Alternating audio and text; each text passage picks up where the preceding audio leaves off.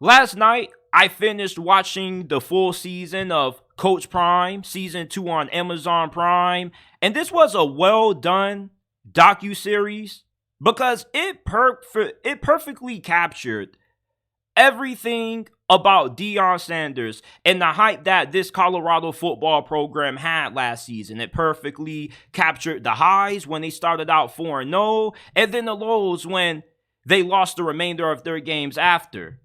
And if you want a good look at the Deion Sanders experience, you have to tune into this because not only are you going to get a good understanding of what Deion Sanders is trying to build at Boulder, but you also get a look behind the scenes of how the interactions between Coach Prime and his players went and the coaches.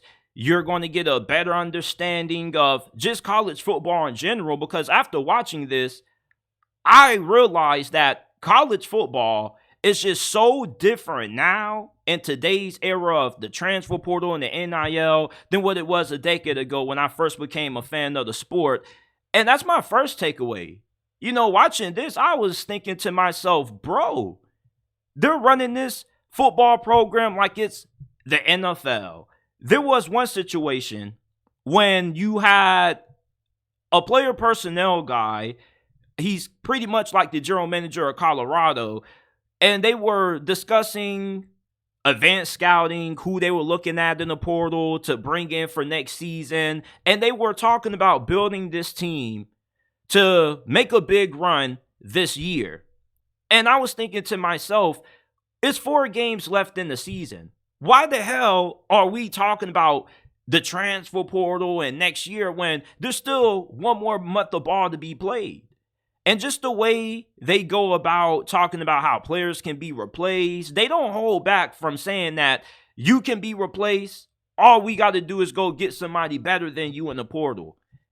And it's not just Colorado that is doing this. It's all of college football.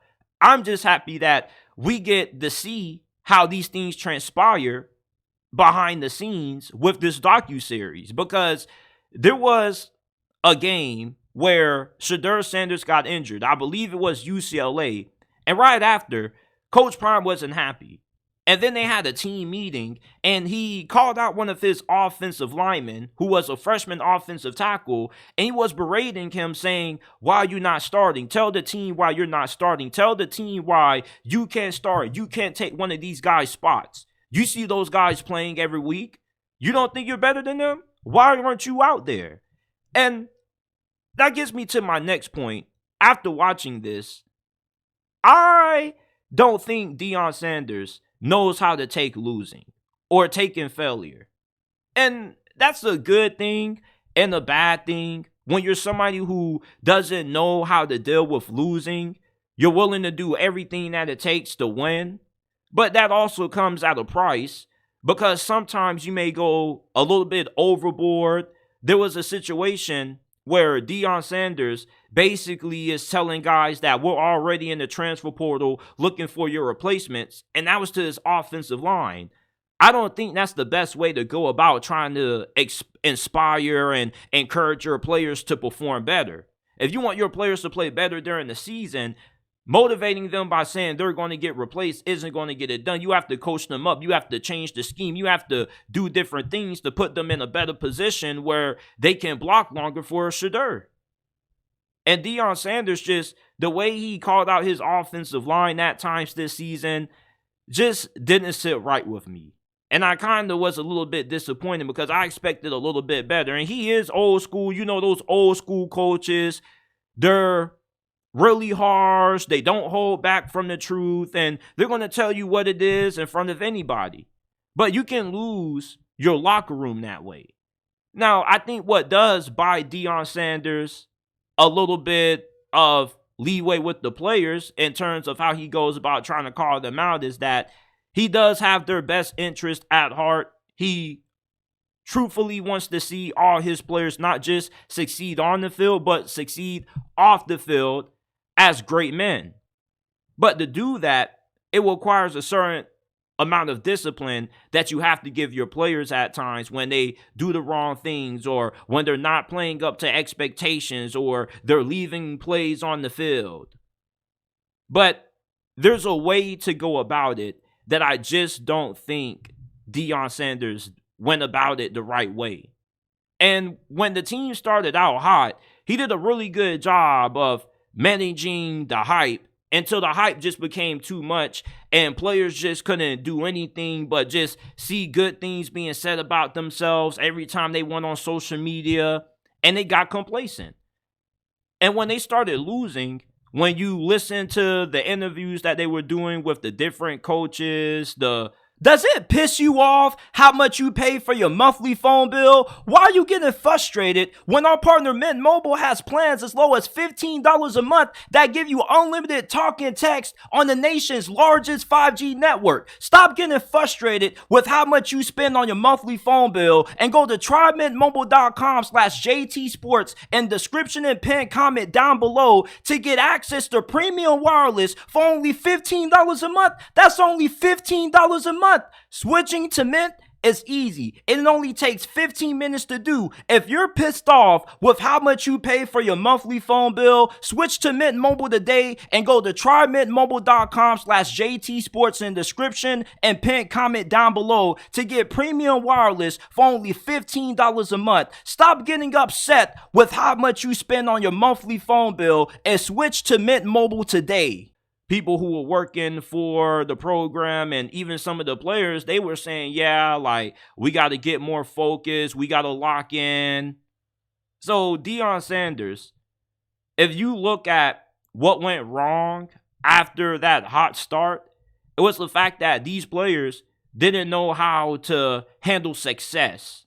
And Deion Sanders, he didn't know how to make sure he could keep his players centered enough to keep on winning games. And when things went left, Deion Sanders, he started calling out his guys, and you just want to see more accountability from the coaching staff. And after the games, he takes accountability, you feel me? But in the team meetings and whatnot, I never heard anything about adjustments they need to make. And when he decided to make the change at offensive coordinator, going from Sean Lewis to, what was his name? I can't even think of his name right now. I know he used to coach for the Denver Broncos, Pat Shurmur. So he goes from his previous offensive coordinator, and then he goes to a guy who hasn't really called plays at a high level at all. Pat Shurmur, he does have an NFL background, but it's not like Sean Lewis was doing such a bad job where he had to get replaced. The offense didn't really have any improvement. The reasoning that Coach Prime gave for making the change from Sean Lewis to Pat Shurmur as the play caller on offense was that they just needed to do something differently because Shedeur was getting hurt too much. And even though, like, Shedeur Sanders was playing through these injuries and you may not have thought he was hurt, like, he was pretty much injured for the entirety of the year. And the offensive line was so bad that Sean Lewis, there was something in his play calling that was making the problem even worse in Deion Sanders' eyes, and that's why he had to replace him. But Sean Lewis, in hindsight, wasn't really that big of the problem. He's a head coach for a reason. If he was that bad of a play caller, he wouldn't have been hired by San Diego State. So I don't really agree with how Deion Sanders went about handling losing. But I do get a better understanding of what Deion Sanders wants from his players. And all he wants is for them to give it their all. He wants them to be accountable. He wants them to be professionals. All right, if he tells you team meeting at 8:15 a.m., he wants you there at 8 o'clock. All right, he wants you to be disciplined. He wants you to know what you have to do. He wants you to be prepared. And he wants you to be dedicated to the books. He wants you to be a dedicated person to whatever you want to strive to become. And you can obviously feel the love and passion that Deion Sanders has for coaching and why he loves it. He doesn't love it for the fame and the camera. He loves it because he really enjoys the process of trying to help these young men become better players and better people, because he enjoys the process of seeing growth. And that's what's the beauty of coaching the Coach Prime. Seeing the growth of young men going from, 18 years old out of high school, 21 years old, being first round picks in the NFL. So Deion Sanders, if anybody ever questions, how much Deion Sanders cares about his players, he always cares about his players. Now, there is such a thing called tough love, and he may talk to his players in ways that we may not all agree with, but he does have their best interests at heart. But at the same time, you got to remember that college football now is a business. All right, these coaches now are going to be no holds bar if you're not executing on the field, and they're not going to hesitate to tell you to move on and go find somewhere else to play at. Players that really stood out to me in this documentary, definitely Shedeur Sanders. Shedeur Sanders carried Colorado on his back last season. Travis Hunter made a lot of big plays. He had a really big interception against TCU. He made a lot of big moments that made you go, wow, like Travis Hunter is probably the best player in college football. But if you think about who's the heart and soul of Colorado right now, it's Shedeur. No matter what the odds were, no matter if they were down by 30 or down by a touchdown, they always had faith that Shedeur Sanders was going to be able to come through and find a way to get them the victory. And even when things were going left, Shedeur Sanders was the only constant. And imagine how good he could have been this year if he would have had just an average offensive line. He possibly could have won a Heisman Trophy. He could have put up like 50 touchdowns. It's going to be insane to think how good Shedeur is going to be in 2024 now that Deion Sanders and the Buffs have revamped the offensive line. But he was getting beat up, man. But he was still fighting it out. He was still playing despite having all kinds of crazy injuries. And it's just the more he played, the more beat down he got throughout the season. And that also was part of the reasoning why Coach Prime came at some of his offensive linemen the way that he did, because he also had his son there.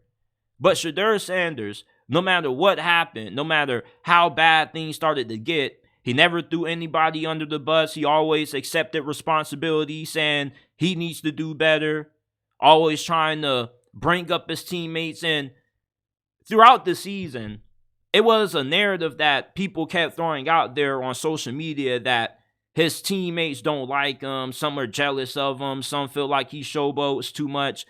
Never seen any of that throughout this documentary. And they didn't edit anything out. They didn't alter it. This is as authentic as you get when it comes to documentaries that follow teams throughout the season. Everything was raw, uncut, and authentic. And all these players, they love Shedeur Sanders. They rally behind this dude. This is their leader. Travis Hunter is a dog. He's also a leader too. But the heart and soul, the heartbeat of this team is Shedeur. Because when he got injured and he wasn't able to play, this team looked like arguably the worst team in college football last season. So it just shows you how much importance Shedeur has to not just this program, but just to his teammates. They love this dude. So Shedeur Sanders having this cool, calm mentality definitely helped Colorado at least win the few games that they did. Because if they didn't have him, they probably would have went winless. Maybe they went 1 or 2 games max, but I just don't know, because Shedeur Sanders, he made so many big plays for Colorado this year, like against Colorado State, when he led them to bring the game to overtime, then eventually got them to win in OT. There were just a lot of moments that Shedeur put that Superman cape on, and he said, don't worry about it. I'm here. We're going to win. I'm going to make sure we do it. I also loved Travis Hunter, Jimmy Horn Jr. Jimmy Horn Jr. probably was my favorite person to listen to throughout the documentary. I love the relationship, the bond that he has with his dad. I love his story, his upbringing. He didn't come from the best situations. And when you come from those kinds of situations, it makes you appreciate what you have more. It makes you want to grind harder. And you can definitely see that with Jimmy Horn. And I think that's a really big reason why him and Coach Prime had such a good relationship. And as much as they were showcasing Shedeur Sanders, we were seeing more of him than anybody else. And we didn't really see a lot of Shiloh. You know, I would have loved to see more Shiloh. I don't know how people pronounce it, but I would have loved to see more of him. We only really just saw Shedeur. We didn't really get to see a lot of camera time with Deion's other son on the team. And he was a really big part of the defense. He was pretty much their second best player. But these are my takeaways from season 2 of Coach Prime on Amazon. If you haven't seen it, go ahead and check it out. It's available on Amazon Prime. If you already have Amazon Prime, then you can watch this for free. You don't have to pay anything for it. And it was a really good, well-done docuseries that perfectly encaptured, you know, what the Deion Sanders experience was at Colorado.